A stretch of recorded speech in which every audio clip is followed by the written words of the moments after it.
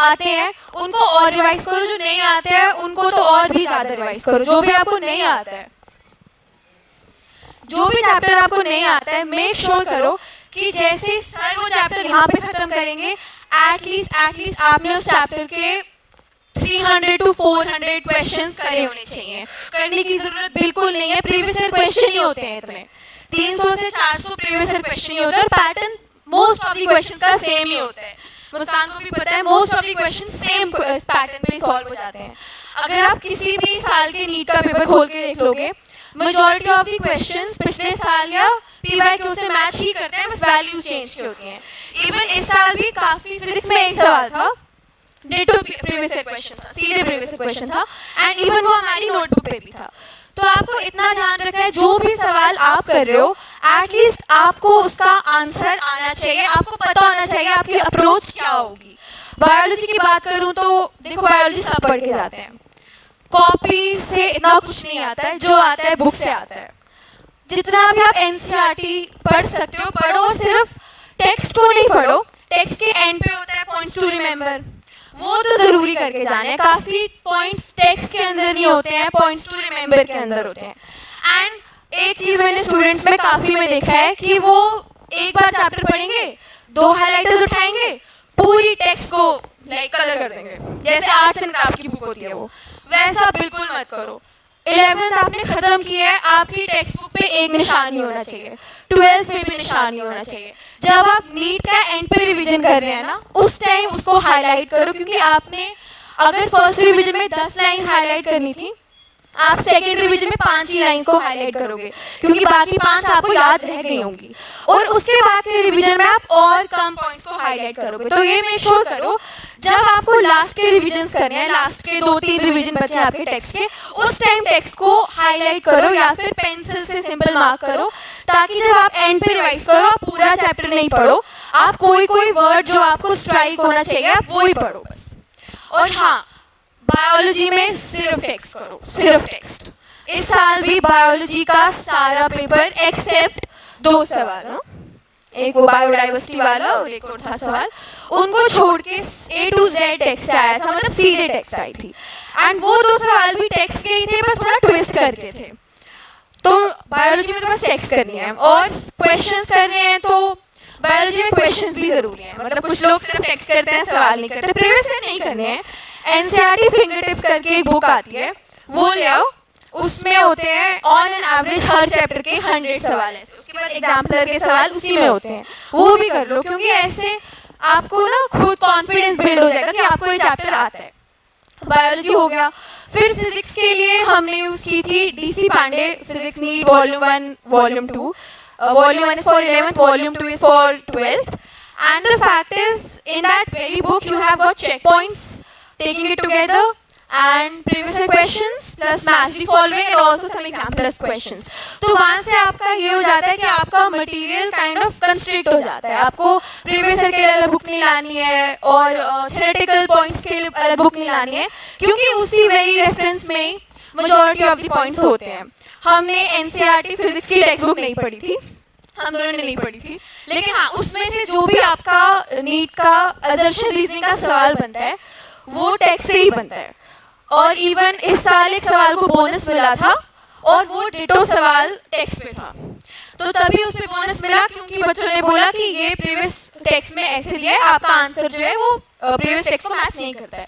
तो अगर आप प्रीवियस टेक्स्ट अभी न्यू टेक्स्ट पे ही जाओ, जो अभी new text I next text I है, उसके हिसाब से अगर आपके पास टाइम है, प्राइमरी मत रखो नीट की टेक्स्ट बुक को, क्योंकि मेजॉरिटी ऑफ द पॉइंट्स आपकी क्लास में से निकल आते हैं, जो क्लास में सर पढ़ाते हैं, और DC पांडे में से निकल आते हैं। लेकिन DC पांडे को भी एक बार पढ़ लो जब आप चेक पॉइंट्स करते हो। लेकिन अगर आपके पास टाइम बचता है, इन केस अगर आपके पास टाइम बचता है, तो फिजिक्स की टेक्स्ट बुक को पढ़ो। अगर उसका भी टाइम नहीं बचता है, फिजिक्स की टेक्स्ट बुक पे एंड पे 2 बॉक्सेस बने होते हैं, एक होता है समरी, दूसरा होता है पॉइंट्स टू रिमेंबर, उसमें मेजॉरिटी ऑफ द पॉइंट्स होते हैं। अगर आपके पास इतना टाइम है कि आप टेक्स्ट की लाइन बाय लाइन पढ़ोगे, तो आप वो एंड के बॉक्सेस पढ़ सकते हो, उससे आपका काम चल जाएगा। और टेक्स्ट बुक के फिजिक्स के टेक्स्ट बुक के सवाल करने ज़रूरी नहीं है, क्योंकि तो बहुत हाई लेवल के होते हैं, वो JEE मेंस JEE एडवांस के लिए होते हैं। मैंने तो नहीं किए थे, और मेरा ठीक हो गया था। फिर केमिस्ट्री बचता है, फिजिकल केमिस्ट्री हो, इनऑर्गेनिक हो, ऑर्गेनिक हो, text book should be your first preference. Chemistry और बायोलॉजी में टेक्स्ट आपको बहुत अच्छी तरह से पढ़नी है, और यही केमिस्ट्री में भी एंड के रिविजन्स के टाइम टेक्स्ट को हाईलाइट कर लो। लेकिन केमिस्ट्री में आप एक काम करो, प्रीवियस ईयर सवाल हैं सारे करो, और उसके बाद अगर आपको कोई एक्स्ट्रा मटेरियल करना है तो आप ही कर सकते हैं जो आपके टेक्स्ट बुक के सवाल होते हैं। फिजिक्स में टेक्स्ट बुक के सवाल नहीं करने हैं, ज़रूरी नहीं है, लेकिन केमिस्ट्री में टेक्स्ट बुक के सवाल करने ही करने हैं, क्योंकि सारे विद इन योर रेंज होते हैं, नीट की रेंज में वो सवाल आते हैं। और काफ़ी बार सीधे टेक्स्ट बुक का सवाल उठा के पेपर में भी डाल देते हैं वो, वे थोड़ी डिफरिंग वैल्यूज, लेकिन सीधे वो सवाल आ जाते हैं, खासकर इन टेक्स्ट के सवाल जो होते हैं। और वो सिर्फ एक बार करो, और जो सवाल आपको टफ लगता है उसको सर्कल कर दो, ताकि नेक्स्ट रिवीजन में आप बस वही सवाल करो जो आपको टफ लगा था, आपका टाइम ऐसे बचेगा। इनऑर्गेनिक केमिस्ट्री के लिए तो 11 से ही पहले जीओसी सब आनी चाहिए, एंड नॉमेनक्लेचर तो सबको आता है, नॉमेनक्लेचर सबको आता है। आपको जीओसी एंड आइसोमेरिज्म पे ज़्यादा ध्यान देना है। आइसोमेरिज्म भी नॉट स्ट्रक्चरल वाला बट स्टीरियो वाला, ऑप्टिकल आइसोमेरिज्म और ज्योमेट्रिकल आइसोमेरिज्म आपको आना चाहिए अच्छी तरह से, तभी आप 12th की जो केमिस्ट्री है वो अच्छे से समझ सकते हैं। बिकॉज 11th वाला part of chemistry is more of understanding kind of, but the 12th वाला पार्ट इज मोर मेमोरी, क्योंकि उसमें रिएक्शंस वगैरह याद रखिए, इंटरमीडिएट्स याद रखने, मतलब पहले तो बहुत एक्सटेंसिवली पढ़ाते थे वो, अब वो सीधे वहाँ पे रिएक्शन देते हैं। टेक्स्ट की 12th का एक एक रिएक्शन आपको आना चाहिए, और हर एक रिएजेंट भी आपको पता होना चाहिए, चाहे वो 11th से हो 12th से हो, आपको सारी रिएक्शन सारे रिएजेंट याद रखने हैं। क्योंकि इस बार हमें सवाल आया था, वहाँ पे एसिड KMnO4 था, और वहाँ पे 2 प्रोडक्ट्स दिए, मतलब वहाँ पे प्रोडक्ट्स दिए थे, उसके एक ऑप्शन मैच करता था जो एक्चुअल एसिड KMnO4 में, दूसरा प्रोडक्ट जो मैच करता था टेक्स्ट बुक में वो भी था, लेकिन KMnO4 ही था, but it was cold dilute KMnO4 ऐसा, जिसमें वो डायोल्स बनते हैं, तो आपको वो भी ध्यान में रखना है।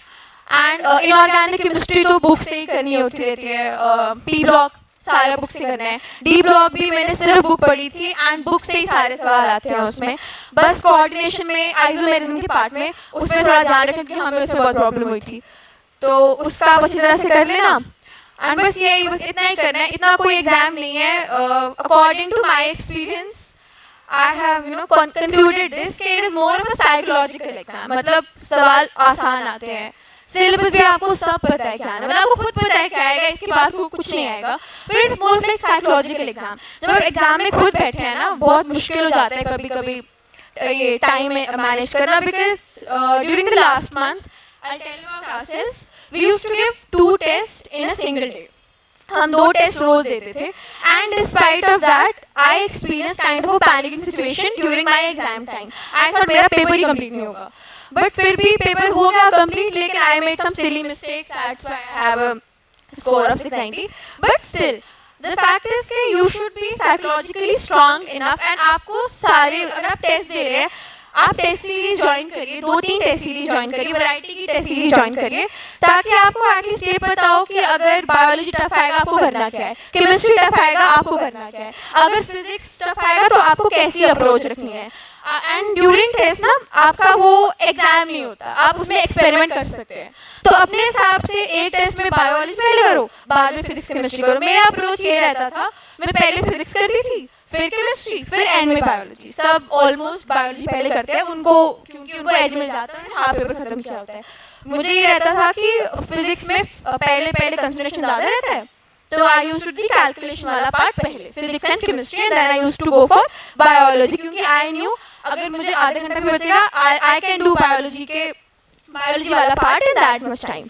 But the fact is experiment करो, पहले केमिस्ट्री करो कभी, फिर बायोलॉजी, फिर फिजिक्स करो, ऐसे करके देखो कि आपको क्या सूट करता है, बिकॉज अभी आप you can experiment this time. आप पेपर में फिर आपको कोई सवाल नहीं आएगा एंड यू विल पैनिक।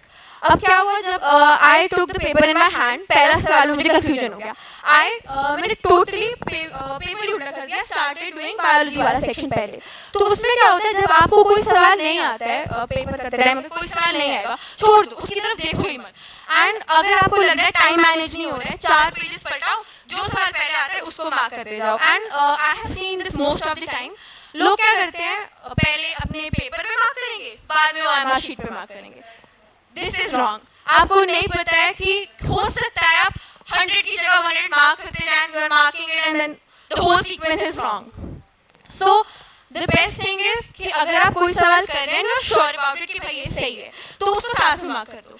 ऐसे आपको बाद में टाइम बचेगा और आपकी मिस्टेक्स होने की दिस इज सिली मिस्टेक. आपको सब आता है, आपने हमारी गलत कर दिया.